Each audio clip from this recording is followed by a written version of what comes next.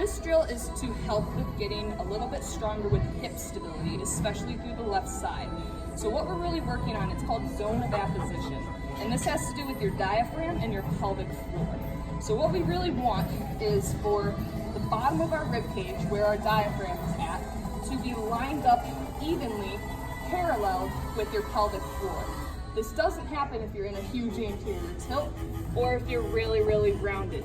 We want to get the spine to align, and we want to make sure that that's aligning and parallel with the diaphragm and pelvic floor.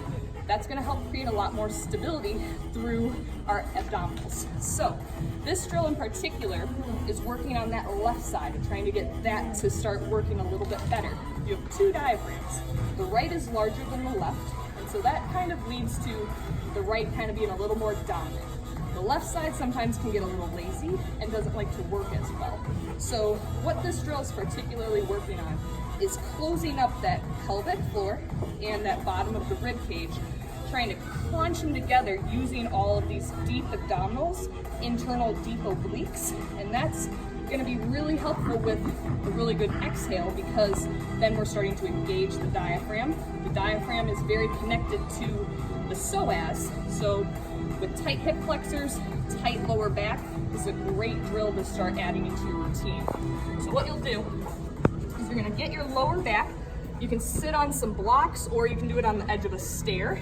I want to get my lower back so that right here is nice and flat against the wall, and then I'm going to bring my knees in towards my chest. My feet are going to stay together. I'm going to wrap my right arm around my body, around my legs. My left arm is going to be reaching out in front of me. While I'm taking these breaths, when I inhale, I'm putting my tongue to the roof of my mouth to prevent any sort of air coming in through my mouth.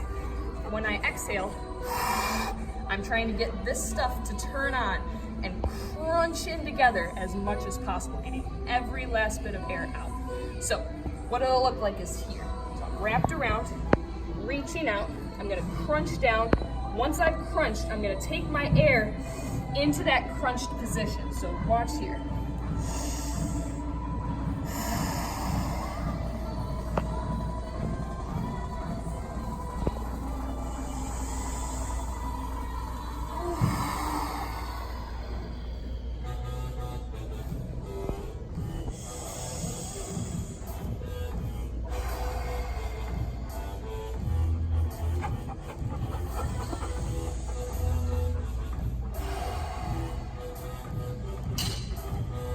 So what I'm really feeling here is that connection to my psoas and my diaphragm. You see I'm sweating because this is a hard thing to do. You want to really feel that contraction through that internal obliques and all of that stuff in your abs here. And you should feel that connection to your psoas. Have fun.